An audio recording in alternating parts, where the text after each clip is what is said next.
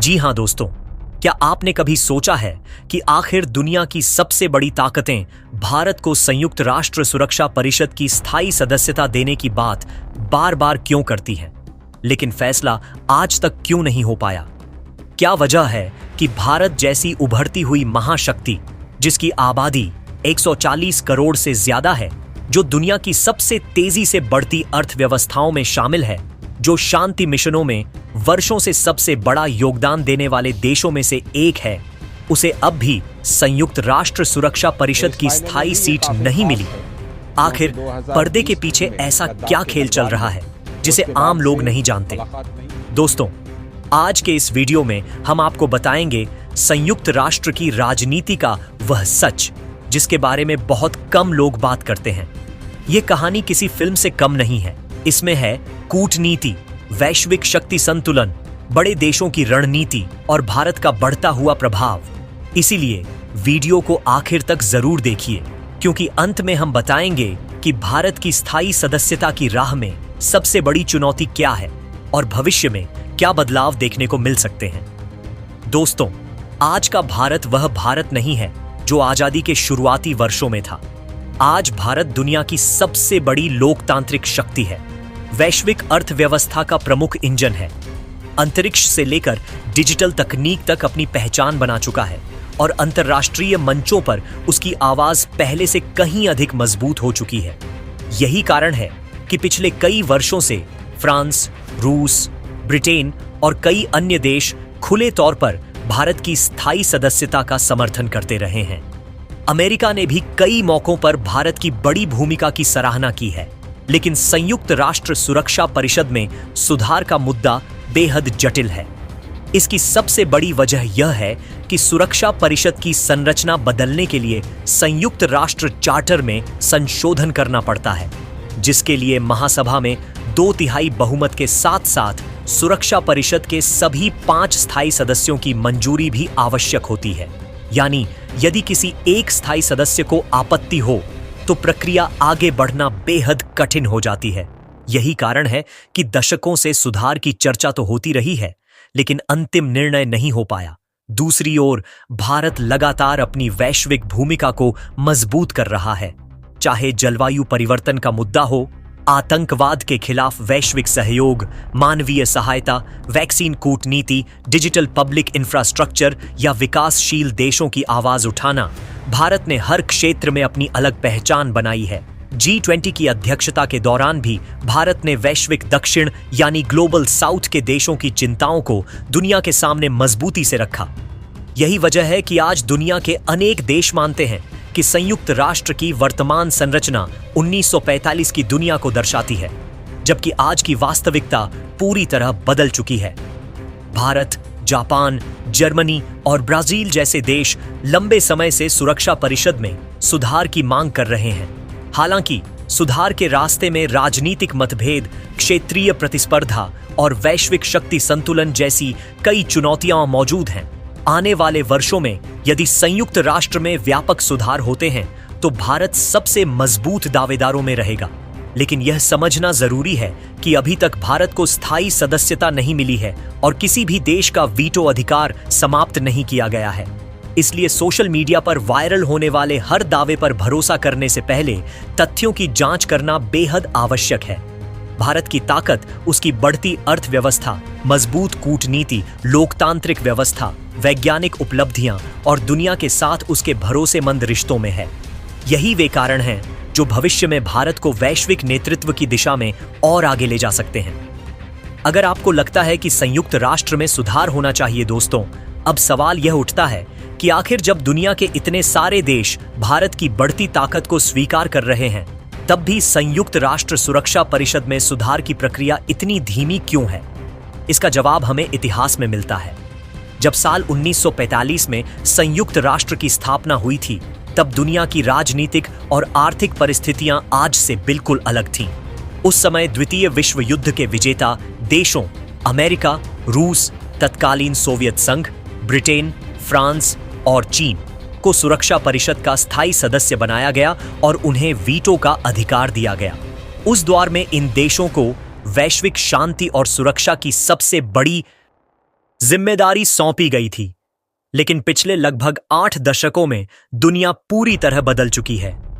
नई आर्थिक शक्तियां उभर चुकी हैं, विकासशील देशों का प्रभाव बढ़ा है और भारत जैसी लोकतांत्रिक महाशक्ति ने अपनी अलग पहचान बना ली है। यही वजह है कि आज संयुक्त राष्ट्र में सुधार की मांग पहले से कहीं ज्यादा तेज हो चुकी है। भारत लगातार यह कहता आया है कि यदि संयुक्त राष्ट्र को 21वीं सदी की चुनौतियों का प्रभावी ढंग से सामना करना है तो उसकी संरचना भी आधुनिक दुनिया के अनुरूप होनी चाहिए। आतंकवाद, साइबर सुरक्षा, जलवायु परिवर्तन, वैश्विक स्वास्थ्य संकट और ऊर्जा सुरक्षा जैसे मुद्दों पर भारत की भूमिका लगातार मजबूत हुई है। कोविड-19 महामारी के दौरान भारत ने अनेक देशों को दवाइयां और वैक्सीन उपलब्ध कराईं, जिससे उसकी वैश्विक छवि और मजबूत हुई। इसके अलावा संयुक्त राष्ट्र के शांति मिशनों में भारतीय सैनिकों का योगदान भी दुनिया भर में सम्मान की दृष्टि से देखा जाता है। भारत उन देशों में शामिल है जिन्होंने दशकों से हजारों सैनिक शांति अभियानों में भेजे हैं। यही कारण है कि कई विशेषज्ञ मानते हैं कि भारत की दावेदारी केवल जनसंख्या या अर्थव्यवस्था के आधार पर नहीं, बल्कि उसके वैश्विक योगदान के आधार पर भी मजबूत है। दूसरी ओर संयुक्त राष्ट्र में सुधार को लेकर कई देशों की अलग अलग राय है। कुछ देश चाहते हैं कि नए स्थायी सदस्य बनाए जाएं, जबकि कुछ का मानना है कि पहले मौजूदा व्यवस्था में व्यापक सहमति बननी चाहिए। यही मतभेद इस प्रक्रिया को जटिल बनाते हैं। भारत ने हमेशा शांतिपूर्ण संवाद और कूटनीति का रास्ता अपनाया है। चाहे अंतर्राष्ट्रीय मंच हो या द्विपक्षीय संबंध, भारत ने अपनी विदेश नीति में संतुलन बनाए रखने की कोशिश की है। आज भारत अमेरिका, फ्रांस, रूस, जापान, यूरोप, खाड़ी देशों और अफ्रीका के साथ मजबूत संबंध विकसित कर रहा है। इसी संतुलित नीति ने भारत की अंतर्राष्ट्रीय प्रतिष्ठा को नई ऊंचाइयों तक पहुंचाया है। आने वाले वर्षों में यदि संयुक्त राष्ट्र में कोई बड़ा सुधार होता है तो भारत निश्चित रूप से सबसे मजबूत दावेदारों में रहेगा। हालांकि यह प्रक्रिया केवल समर्थन जुटाने से पूरी नहीं होगी, बल्कि इसके लिए सभी आवश्यक संवैधानिक और कूटनीतिक प्रक्रियाओं का पालन करना होगा। इसलिए सोशल मीडिया पर वायरल होने वाले सनसनीखेज दावों के बजाय वास्तविक घटनाओं और आधिकारिक जानकारी पर भरोसा करना अधिक उचित है। भारत की असली ताकत उसकी बढ़ती अर्थव्यवस्था, विज्ञान और तकनीक में प्रगति, लोकतांत्रिक मूल्यों, मजबूत रक्षा क्षमता और दुनिया के साथ उसके विश्वासपूर्ण संबंधों में है। यही वे आधार हैं जिन पर भविष्य का वैश्विक नेतृत्व तय होगा। तो दोस्तों, आपको क्या लगता है, क्या आने वाले समय में संयुक्त राष्ट्र की संरचना बदलेगी? क्या भारत को स्थायी सदस्यता मिलेगी? दोस्तों, अब सबसे बड़ा सवाल यही है कि आखिर भविष्य में भारत की राह कैसी दिखती है? क्या आने वाले वर्षों में संयुक्त राष्ट्र सुरक्षा परिषद में सुधार वास्तव में संभव है, या यह सिर्फ एक राजनीतिक बहस बनकर रह जाएगी? इसका जवाब आसान नहीं है, लेकिन इतना जरूर कहा जा सकता है कि आज भारत की वैश्विक स्थिति पहले की तुलना में कहीं अधिक मजबूत है। दुनिया की प्रमुख अर्थव्यवस्थाओं में भारत की तेजी से बढ़ती भूमिका, आधुनिक तकनीक में बढ़ता योगदान, अंतरिक्ष मिशनों की सफलता, डिजिटल क्रांति, मजबूत रक्षा क्षमता और दुनिया के कई देशों के साथ बढ़ते रणनीतिक संबंध इस बात का संकेत देते हैं कि भारत अब केवल एक क्षेत्रीय शक्ति नहीं, बल्कि वैश्विक स्तर पर प्रभाव रखने वाला देश बन चुका है। यही कारण है कि अंतर्राष्ट्रीय मंचों पर भारत की बात पहले से कहीं अधिक गंभीरता से सुनी जाती है। भारत लगातार यह कहता आया है कि संयुक्त राष्ट्र जैसी संस्था को आज की दुनिया के अनुसार बदलना होगा, क्योंकि वर्तमान व्यवस्था 1945 की परिस्थितियों को दर्शाती है, जबकि आज का वैश्विक परिदृश्य पूरी तरह अलग है। अफ्रीका, एशिया और लैटिन अमेरिका के अनेक देशों का मानना है कि सुरक्षा परिषद में उनका पर्याप्त प्रतिनिधित्व नहीं है। इसी वजह से सुधार की मांग केवल भारत तक सीमित नहीं है, बल्कि कई अन्य देश भी इसे आवश्यक मानते हैं।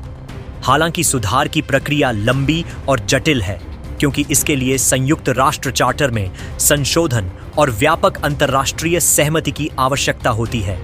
इसलिए किसी भी वायरल वीडियो या सोशल मीडिया पोस्ट में यदि यह दावा किया जाए कि भारत को स्थायी सदस्यता मिल चुकी है, किसी देश का वीटो समाप्त हो गया है या संयुक्त राष्ट्र ने कोई ऐतिहासिक फैसला कर दिया है, तो ऐसे दावों की पुष्टि आधिकारिक स्रोतों से अवश्य करनी चाहिए।